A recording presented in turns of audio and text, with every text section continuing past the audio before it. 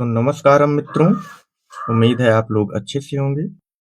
हम लोग बात कर रहे थे प्रीवियस ईयर क्वेश्चंस की, जिसमें हम लोगों ने यूपी जीटीसी में 2020 की वैकेंसी, जो इसकी परीक्षा 2021 में हुई थी, उसमें आए हुए सभी प्रश्नों का हल देख लिया था। और इसके पश्चात हम लोग यूपी एचएससी 2020 की वैकेंसी, जो 2021 में जिसकी परीक्षा हुई थी, उसमें भी आए हुए 70 में से 57 प्रश्नों का हल देख लिया है। शेष प्रश्नों का हल इस श्रृंखला के लास्ट लेक्चर में हम लोग देखने जा रहे हैं। तो कृपया लेक्चर पूरा देखें, और अगर आपने इसके पहले के लेक्चर्स नहीं देखे हैं तो इस वीडियो की प्लेलिस्ट में जाकर वो सारे लेक्चर्स देख सकते हैं। तो चलिए बिना विलंब करते हैं प्रारंभ। यहाँ पे ये 47 लेक्चर हम लोगों ने देख लिया था, 47 क्वेश्चन हम लोगों ने देख लिया था, ठीक है। और ये 47 क्वेश्चन क्या था? विच of the following quantities is invariant under Laurent transformation. कुछ क्वांटिटीज होती हैं जो लॉरेंट ट्रांसफॉर्मेशन से भी चेंज नहीं होती हैं, और उनमें प्रमुख है चार्ज, ठीक है। बाकी ये सारी जो है चेंज होती है। चलिए नेक्स्ट क्वेश्चन पे आते हैं। नेक्स्ट क्वेश्चन कह रहा है कि the Lagrangian of the particle in moving plane under the influence of central potential is given by L equal to half m r dot square plus r square theta dot square minus VR. The generalized momentum corresponding to r theta are given by. देख लेते हैं generalise momentum हम निकालते कैसे हैं। यहाँ पे हो जाएगा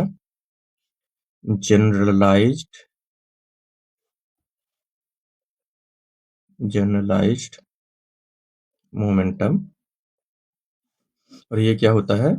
P equal to del L upon del Q dot, ठीक है। ये जनरलाइज मोमेंटम होता है। तो यहाँ पे एक बार Q डॉट को R डॉट लेने पे तो हमारा जनरलाइज मोमेंटम PR हो जाएगा del L upon del R dot, और इसको आप यहाँ पे डिफ्रेंशिएट कर देंगे half m r dot square plus r square theta dot square और माइनस VR.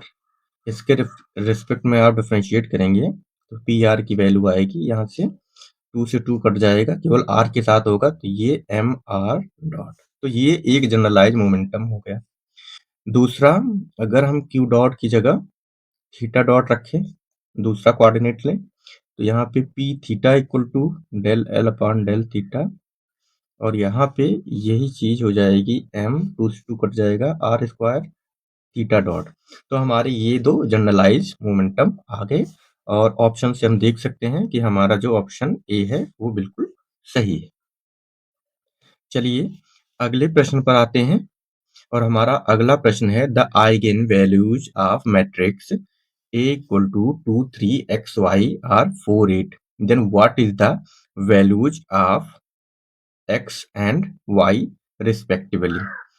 तो इसको हम x जो है, जो परंपरागत तरीका है उसके तरीके से ही निकाल सकते हैं आसानी से। तो a minus lambda I equal to 0, यहाँ से हम लिखेंगे 2x 3y और माइनस लेमडा, और यहाँ पे हो जाता है 1 1 0 0 इक्वल टू 0, और यहाँ पे 2 माइनस लेमडा और 3, और ये y माइनस लेमडा और x इस तरह से हो जाएगा, ठीक है। तो यहाँ पे हमें ये देखना पड़ेगा इसको निकालने के बाद इसमें से x और y की वैल्यूज क्या आती हैं। तो चलिए इसको कैलकुलेट करते हैं। यहाँ पे हो जाएगा 2 minus lambda y minus lambda minus 3x equal to 0, ठीक है। अब यहाँ पे इसको जो है सॉल्व करना पड़ेगा। तो यहाँ पे हम इसको रख के देख लेते हैं कि किस पे जो है आएगा। तो व्हेन, मतलब एक वैल्यू किसी में रख के देख लें, व्हेन y इक्वल टू, ठीक है। आंसर पता है तो सीधे हम आंसर ही वाली -4 हमें इसमें रख के देखते हैं। तो यहाँ पे आ जाएगा 2 माइनस लेमडा सॉरी, 1 मिनट, क्या कर रहे थे, हमारे पास तो ऑलरेडी आइगन वैल्यूज हैं 4, ठीक है। तो यहाँ पे व्हेन एक बार हम लेमडा इक्वल टू 4, तो लेमडा इक्वल टू 4 रख लेते हैं, तो 2 माइनस 4 इंटू वाई माइनस 4, बिल्कुल हमारे पास आइगन वैल्यूज तो दी ही हुई हैं, तो हमें इक्वेशंस बनाना, और ये हो जाएगा, क्या हो जाएगा ये, 4 minus 2y plus 8 minus 3x equal to 0, और यानी कि ये हो गया आपका 2y प्लस 3x और इक्वल टू अगर 8, ये कुछ इस तरह से आएगा, ठीक है। एक इक्वेशन ये हो गया 2y plus 3x equal to 8। चलिए, और व्हेन दूसरा देख लेते हैं, व्हेन लेमडा इक्वल टू 10 रख के देख लीजिए, तो आप जो है यहाँ पे 2 माइनस 10 और y minus 10 minus 3x equal to 0, और यहाँ से माइनस 8y, और ये माइनस माइनस प्लस 80, और यहाँ पे माइनस 3x इक्वल टू 0। फिर से हम इसको डिवाइड करेंगे, तो यहाँ पे 8y और plus 3x equal to minus 80, ठीक है। तो ये जो है इक्वेशन बन रहा है इसमें, ये इक्वेशन सही है। चलिए फिर इसको सॉल्व कर लेते हैं। अच्छा, यहाँ पे गड़बड़ है, गड़बड़ क्या है, y माइनस लेमडा, तो लेमडा की जगह हमने जो है, अच्छा गड़बड़ ये है, सॉरी, ये इसको नहीं, y इक्वल टू 8 दिया हुआ है, y इक्वल टू 8 दिया हुआ है, ठीक है। मैं तो यहाँ पे हो जाएगा 2 minus 8 y minus 8 minus 3x, थोड़ी सी गड़बड़ है, यहाँ पे फिर से देख लेते हैं, ये हो जाएगा माइनस 6y और plus 48 minus 3x equal to 0, और हमारा इक्वेशन 6y प्लस 3x और equal to minus, sorry, plus 48, ये आ गया, ठीक। तो इक्वेशन नंबर 2 हो गया, तो 2 माइनस 1 कर दीजिए, तो ये हो जाएगा 6y minus 2y plus 3x minus 3x, ये 48 माइनस 8, ये हो गया 40, और ये हो गया 4y इक्वल टू 40, तो y इक्वल टू 10 आ गया, ठीक है। एंड y इक्वल टू 10 आ गया, तो इक्वेशन 1 एंड 2 का यूज कर लीजिए, तो फ्रॉम 1 से ही देख लेते हैं, तो ये 2 into 10 plus 3x equal to 8, 3x equal to 8 minus 20, ठीक है। तो ये माइनस 12 और x इक्वल टू माइनस 4 आ गया, ठीक है। तो ऐसा कोई ऑप्शन है x इक्वल टू, हाँ ये ऑप्शन है, ऑप्शन बी, ठीक है। तो थोड़ा सा इसमें देखना पड़ेगा इस तरह के क्वेश्चन में। अच्छा, इसमें हार्मेशियन, नेक्स्ट क्वेश्चन है हमारा, which of the following matrices is Hermitian, which of the following matrices is Hermitian. अब इसमें हार्मेशियन चेक करने के लिए एक कंडीशन होती है, हार्मेशियन, ठीक है, क्योंकि डिटर्मिनेंट तो इसका बराबर ही आएगा। हार्मेशियन क्या होता है कि ए स्टार टी, ठीक है, या फिर इसको हम ए डैगर भी कहते हैं, ये ए के बराबर होता है। ए स्टार का मतलब क्या हुआ कि पहले हम ए स्टार मान लो सभी चेक करते हैं, तो ये हमारी जो मैट्रिक्स है इसी को चेक कर लेते हैं, ठीक है, इसी को हार्मेशियन प्रूफ करना है। इसका मतलब ए स्टार क्या हो जाएगा, ए स्टार हो गया 0 माइनस ए, ए 0, ए स्टार का मतलब आप जो है कॉम्प्लेक्स कॉन्जुगेट ले रहे हो उनका, और ए स्टार टी का मतलब जो आपने कॉम्प्लेक्स कॉन्जुगेट लिया उसको आप जो है उसका ट्रांसपोज ले लो, तो यहाँ पे 0 माइनस आई, आई 0, ये वही बिल्कुल वही मैट्रिक्स है जो ए हमने ली थी, यानी ये सही है, ठीक है। तो ये ऑप्शन बी आपका जो है हार्मेशियन मैट्रिक्स होगा, बाकी भी आप चेक कर सकते हैं। नेक्स्ट क्वेश्चन पे आते हैं, the speed of hydrogen gas molecules at NTP is V meter per second. The gas is heated at constant volume till the pressure becomes 9 times. The final RMS speed will be. देखिए इसका answer जो है कैसे निकालेंगे, क्योंकि हम जानते हैं PV equal to mu R T, यहाँ से प्रेशर दिया है तो P प्रपोज से हम इसमें भी कन्वर्ट कर सकते हैं। ठीक है, तो यहाँ पे हम ये वाला फार्मूला यूज कर सकते हैं कि V equal to RMS speed जो होती है, यहाँ पे RMS और V दिया है, यहाँ पे V वॉल्यूम है, ये 3RT/m, यहाँ इसका मॉलिक्यूलर वेट होता है, ये होता है। और यानी कि V बार बार गड़बड़ करता है, मैं इसको फिर से लिखता हूँ, यानी कि ये 3RT/m, यानी कि जो V दिया है ये किसके प्रोपोर्शनल में हो गया, प्रोपोर्शनल टू √T हो गया। तो चाहे हम इसको ये वाला फार्मूला ले लें, और करके हम ये भी जानते हैं कि एक V प्रोपोर्शनल टू √3P/ρ ये वाला फार्मूला होता है। तो यहाँ से V प्रोपोर्शनल टू P ले सकते हैं, या यहाँ से V प्रोपोर्शनल टू P लिख सकते हैं। ठीक, दोनों में सेम वो आएगा, एक्सप्रेशन आएगा।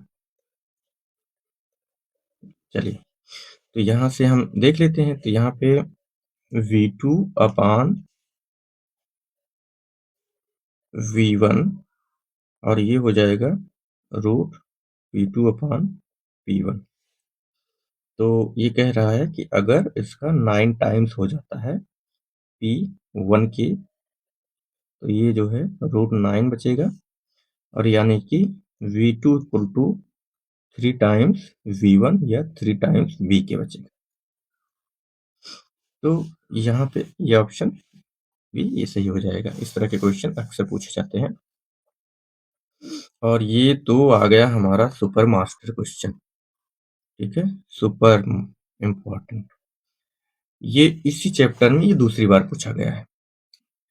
ठीक है, तो इसके लिए सीधा सीधा जो लो टेम्परेचर पे स्पेसिफिक हीट होती है, वो एक बार आपने देखा था ना, वो CV इक्वल टू 12/5 और ये 4RT/θ कुछ इस टाइप का था ना, ये सेम चीज है, वही चीज है। ये दोनों इक्वेशन मतलब ये बार बार पूछा जाता है, हर एग्जाम में पूछा जाता है, पेट क्वेश्चन है, लिख के ले लीजिए। ये क्वेश्चन आपको कुछ करना नहीं, इसको तो बिल्कुल भी नहीं गलत करना है। Temperature, okay. नेक्स्ट क्वेश्चन है Gibbs potential is defined as. देखिए गिब्स पोटेंशियल, पोटेंशियल 4 होते हैं, मैं आपको बता देता हूँ। पहला जो पोटेंशियल है वो है U, इसे कहते हैं, आप जानते हैं, इंटरनल एनर्जी। ठीक है, और इन्हीं पोटेंशियल से मैक्सवेल के इक्वेशन भी निकाले जाते हैं, और ये पोटेंशियल के इक्वेशन खुद भी इंपॉर्टेंट है। और इसका आप DU करेंगे तो क्या होता है, ये होता है DQ माइनस DW, और इसको हम लिखते हैं DQ, क्या लिखते हैं, TDS माइनस PDV। ठीक है, TDS माइनस PDV, तो ये DU के लिए याद रखिए। दूसरा जो होता है उसे हम कहते हैं हेल्महोल्ट्ज एनर्जी, या इसे एंथैल्पी कह लीजिए, एंथैल्पी। और एंथैल्पी क्या होता है, इसका expression H equal to U plus PV। ठीक है, और अगर इसका चेंज निकालेंगे तो U प्लस PV का, यहाँ पे आप देख ही रहे हैं, तो ये हो जाएगा TDS प्लस VDP। ठीक है, ये आप यहाँ से इसका इक्वेशन नंबर 1 का यूज करके आप देख सकते हैं, TDS प्लस VDP। तीसरा जो पोटेंशियल होता है उसे कहते हैं हेल्महोल्ट्ज फ्री एनर्जी। ठीक है, हेल्महोल्ट्ज एनर्जी में लिख दे रहा हूँ, हेल्महोल्ट्ज फ्री एनर्जी इसको कहते हैं। और ये F इक्वल टू क्या होता है, ये होता है U minus TS, U minus TS। यहाँ से DF क्या हो जाएगा, DU, और DU की जगह क्या हो जाएगा, ये आप रख देंगे, और TDS कट जाएगा, तो हेल्महोल्ट्ज फ्री एनर्जी का जो एक्सप्रेशन हो जाएगा वो हो जाएगा माइनस STT और माइनस PdV। ठीक है, तो माइनस SDT, ये माइनस PdV इधर से आ गया, माइनस SDT इधर से आ जाएगा। और जो फोर्थ पोटेंशियल होता है उसे कहते हैं गिब्स फ्री एनर्जी या गिब्स एनर्जी, गिब्स एनर्जी या गिब्स फ्री एनर्जी। तो ये होता है G इक्वल टू, इसमें सब जोड़ दीजिए, इसे हम U plus P V minus T S, अब देख लीजिए इससे different for U plus P V H minus T S भी लिख सकते हैं, और U माइनस, या इसको F प्लस पी भी लिख सकते हैं। इतने सारे फॉर्म इसके होते हैं, तो कुछ भी इससे पूछ सकता है। अच्छा, हमारा आंसर क्या था, इसमें पूछा था, देखिए U plus P V minus T S, ऐसा कुछ है, U plus P V minus T S. हाँ, ये ऑप्शन नंबर 4 जो है इस तरह का बन रहा है। ठीक है, आप इसको इस फॉर्म में लिख सकते हैं। और यहाँ पे जो डी जी होगा वो हो जाएगा, चाहे इसको D H minus T D S minus S D T लिखिए, और डी एच क्या है, टी डी एस है, तो टी डी एस कट जाएगा, ये बचेगा V D P minus S D T, V D P minus S D T. ये जो है एक्सप्रेशन हो गया, इसको आप कोशिश करिए लर्न करने की। ठीक है, बहुत इंपॉर्टेंट है, इनमें से एक आध पूछे जाते हैं हर एग्जाम में। चलिए नेक्स्ट क्वेश्चन, वैसे देखने में तो आसान है पर इसका कैलकुलेशन थोड़ा सा है, टिपिकल है। The existing lines in an experiment is 5460 angstrom and Stokes line is at 5520 angstrom. The wavelength of anti Stoke line will be, देखो जो वेवलेंथ एंटी स्टोक लाइन की होगी वो जो है इन्हीं के इक्विवेलेंट, लेकिन इनमें से सबसे कम होगी। तो हमारे ये दो ऑप्शन हैं, ये तो नहीं होंगे क्योंकि ये एंगस्ट्रॉम में बहुत ज़्यादा जा रहे हैं, ये तो वैसे ही कैंसिल है। अब ये होता है कि इन दोनों में से ये इतना क्लोज वैल्यू है कि इनमें से कौन होगी। तो इसके लिए आपको ये पूरा का पूरा बहुत अच्छे से सॉल्व करना होगा, इसके लिए समय देना, इस तरह के क्वेश्चन समय लेते हैं, जबकि आंसर बिल्कुल आसान है। तो यहाँ पे हम जानते हैं कि ये जो चेंज इन वेव नंबर होता है वो एंटी स्टोक लाइन माइनस इसकी Rayleigh line equal to Rayleigh line एक माइनस और ये स्टोक लाइन होता है। ठीक है, और इनका अगर जो है जो इन दोनों का हम यूज करें तो यहाँ से हमें क्या निकालना है, ये बन जाता है 1 upon lambda A S minus 1 upon lambda naught equal to 1 upon lambda naught minus 1 upon lambda S. ठीक है, और यहाँ से आप जो है इसको ये एंटी स्टोक लाइन निकालना है, तो 1 अपान लेमडा ए एस हो जाएगा, इधर ये जाएगा 2 अपान लेमडा नॉट हो जाएगा माइनस 1 अपान लेमडा एस।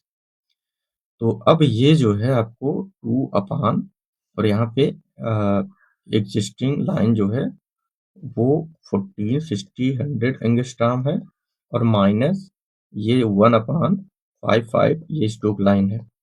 ठीक है, तो कुछ इस तरह का जो है एक्सप्रेशन आपको करना पड़ेगा, और ये 2 इंटू 5520 एंगस्ट्रॉम माइनस 5460 एंगस्ट्रॉम और अपान, ठीक है, तो ये 5460 इंटू 5520। अब ये कैलकुलेशन थोड़ा सा जो है ये हो जाता है, या हम इसको जो है लिख सकते हैं lambda A S equal to ये 5460 इंटू 5520 अपान, और ये हो जाएगा 0 4 0 और 11, ठीक है, माइनस 5460, और ये एंगस्ट्रॉम में ही आएगा। अब ये कैलकुलेशन करना है।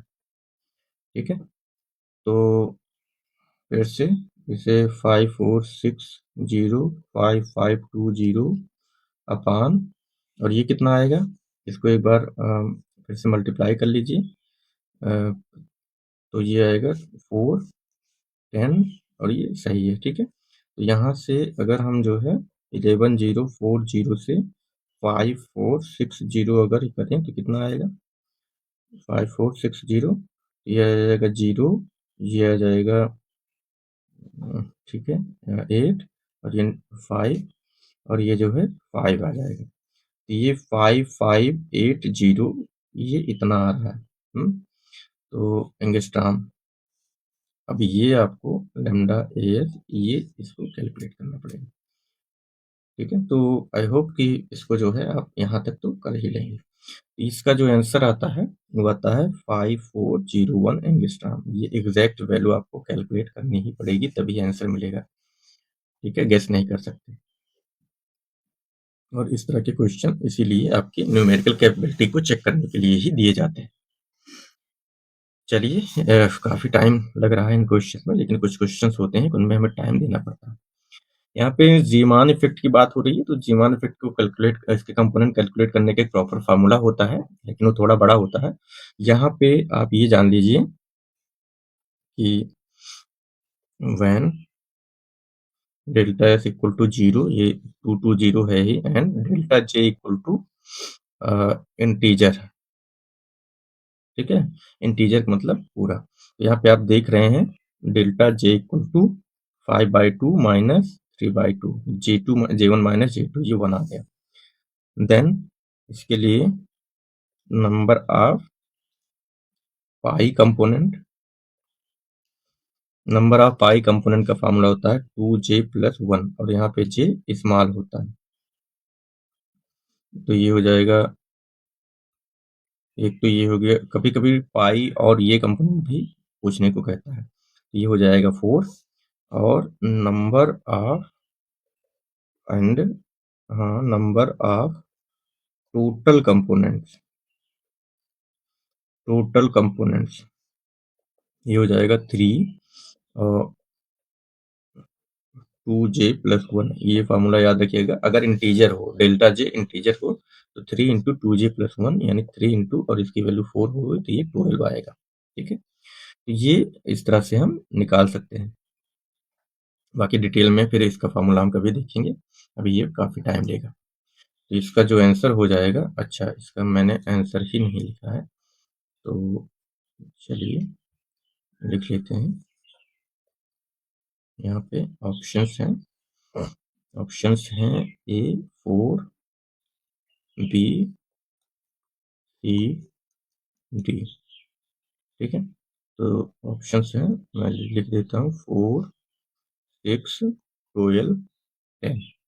तो इसका जो आंसर हो जाएगा वो हो जाएगा C 12।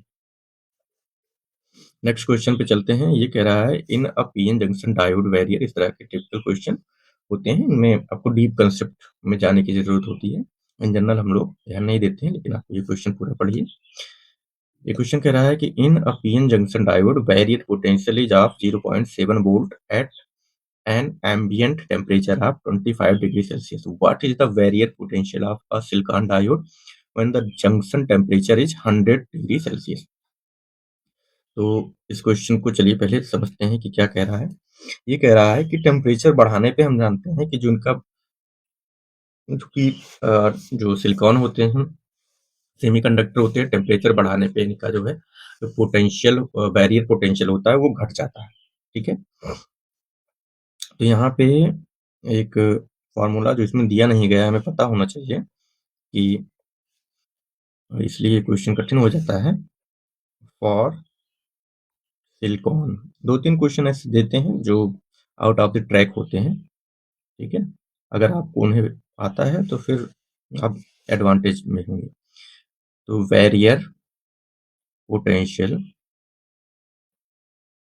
Equal to -2 degree Celsius, और ये 0 पॉइंट मतलब माइनस में 0.002 वोल्ट पर डिग्री सेल्सियस। ठीक है, पर degree Celsius, and at temperature delta T equal to 100 degree Celsius minus 25 degree Celsius, और so total decrease in potential, total decrease in potential मतलब ये टेम्परेचर डिफरेंस हो गया। तो टोटल डिक्रीज इन पोटेंशियल क्या हो जाएगा, ये किस रेट से हो रहा है, कितने टेम्परेचर तक हो रहा है। ठीक है, तो ये टेम्परेचर रेट हमारा ये हो गया 0.02, और टेम्परेचर हो गया 75, तो ये लगभग आएगा 0.15 वोल्ट। समझ में आ रहा है ना? तो इस तरह से ये जो है टोटल डिक्रीज हो गया। तो new potential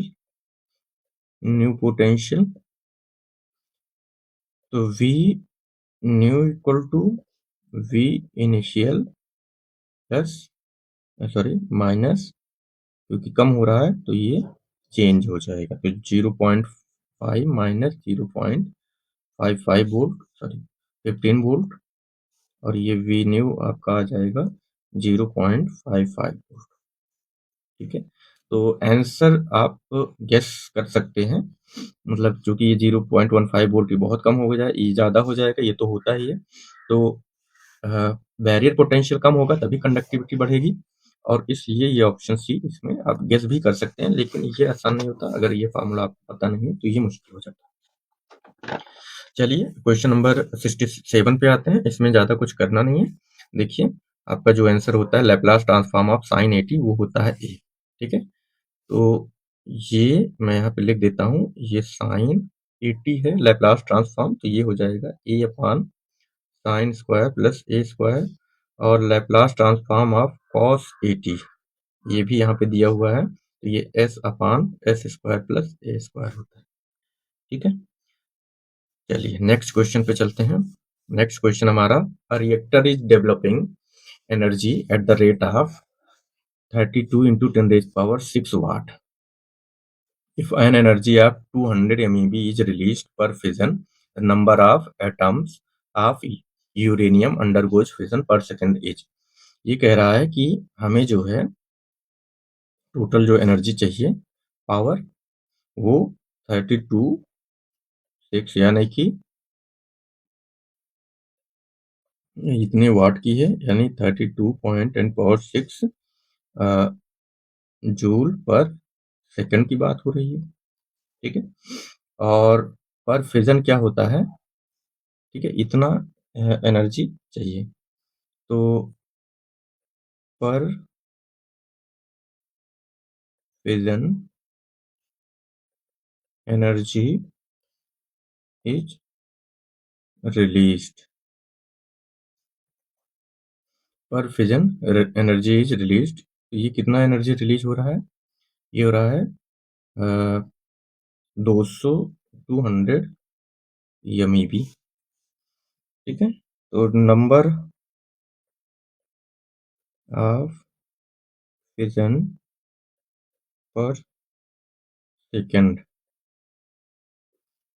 to required 3 into 10 raised to power 6 watt. ठीक है, तो ये जो रिक्वायर्ड एनर्जी हो जाएगी ये 32 10 की पावर 6, और यहाँ पे जो है 200 MeV, लेकिन इसको हमें जूल में कन्वर्ट करना पड़ेगा। 6 अपान 200 into 1.6 into 10 की पावर -19, और ये जाके तो नंबर ऑफ कितने होंगे, इनको हमें ये जो है ये 16 हो गया, 16, और ये 2 टाइम्स ये 18 और 6, इसको कर देंगे तो यहाँ पे कुछ अच्छा, यहाँ पे 10 की पावर 6 से और है, मेगावाट की बात कर रहा है ना ये, तो यहाँ पे 10 की पावर 6 कैंसिल आउट हो जाएगा, और यहाँ पे जो बच जाएगा वो सीधा 10 की पावर 18 ये पर सेकंड, इतने जो है यूरेनियम के एटम आपको चाहिए होंगे, इसको आप कैलकुलेट कर सकते हैं। ठीक है, तो इसका आंसर हो जाएगा 10 की पावर 18। नेक्स्ट क्वेश्चन है, the acceleration due to gravity g is determined by measuring the time period t and effective length l of the simple pendulum if the uncertainties in the measurement of t and l are delta t delta l respectively, the fractional error in delta g upon g will be. ठीक है, तो हमें fractional error निकालना है, तो हम जानते हैं कि इसमें टाइम पीरियड का फार्मूला क्या होता है, टाइम पीरियड होता है 2π√L अपान जी, और यहाँ से जी की वैल्यू आ जाएगी 4π² L अपान टी स्क्वायर, और यहाँ पे डेल्टा जी जो है वो डेल्टा जी, इसमें डेल्टा जी अपान जी, इसका सीधा सीधा इसमें 4π² कांस्टेंट है, वो हो जाएगा, यहाँ पे आप लिख सकते हैं delta L upon L plus 2 times delta T upon T. ठीक है, तो ये जो है फॉर्मूला होता है। यहाँ पे आप चाहें तो मॉड भी लगा सकते हैं, क्योंकि कई बार वैल्यू नेगेटिव में आ जाती है, क्योंकि हमें चेंज देखना है तो पॉजिटिव नेगेटिव नहीं देखना, तो यहाँ पे मॉड लगा सकते हैं। तो इस हिसाब से हमारा जो है ऑप्शन बी सही होगा। हालांकि जो आंसर की आई थी इसकी, इसमें ऑप्शन डी को माना गया था, पता नहीं कैसे माना गया था, लेकिन मेरे हिसाब से ऑप्शन बी इसमें सही होगा। ठीक है, और ये last but not the least question है। इस क्वेश्चन में आप देख सकते हैं कि कह रहा है कि एफ एक्स का फूरियर ट्रांसफॉर्म एफ लैम्डा है। ठीक है, एफ टी, तो एफ ए एक्स का फूरियर ट्रांसफॉर्म, इसमें कुछ होता नहीं है, एक ही जगह आप जो है मॉड ए ले लीजिए, कई बार प्लस माइनस होता है, और इसमें एफ इसे लैम्डा अपान ए कर दीजिए। ठीक है, इस तरह का कोई ऑप्शन है तो यहाँ पे लैम्डा अपान ए, ये ऑप्शन नंबर ए बिल्कुल सही है। ठीक है, अब इसमें हम फूरियर और लैप्लास ट्रांसफॉर्म जब हम पढ़ेंगे तो हम विस्तार से जानेंगे। तो आई होप कि आपको ये लेक्चर पसंद आया होगा। तो यहाँ पे हमारा जो है ये यूपीएचईएससी 2020 का ये जो पेपर है ये समाप्त होता है, और ये जो है यहाँ पे इसके सारे जो है क्वेश्चन हमने कवर कर लिए हैं। आपने लेक्चर नहीं देखे हैं तो इस वीडियो के प्लेलिस्ट में जाके वो सारे लेक्चर्स भी देख सकते हैं। इसके अलावा हमारा यूपी जीडीसी का एक जो है क्वेश्चन पेपर हमने सॉल्व कराया, वो भी देख सकते हैं। नेक्स्ट पे हम यूपीएचईएससी के ये 2016 के कुछ जो वैकेंसी थी उसके पेपर है, ये हम लेकर आने वाले हैं, और इस पेपर का हम एक मास्टर वीडियो भी इस पे डालेंगे। ठीक है, कंप्लीट सोल्यूशन होगा उसमें, जो है ये सारे जो 4-5 लेक्चर हैं उसको हम एक साथ डाल देंगे। तब तक आप जो है इनको देखते रहिए, इन लेक्चर्स को, और रिवाइज करते रहिए, अपनी तैयारी को मजबूत करते रहिए। मिलते हैं अगले लेक्चर में, तब तक के लिए नमस्कार, जय हिंद, वंदे मातरम।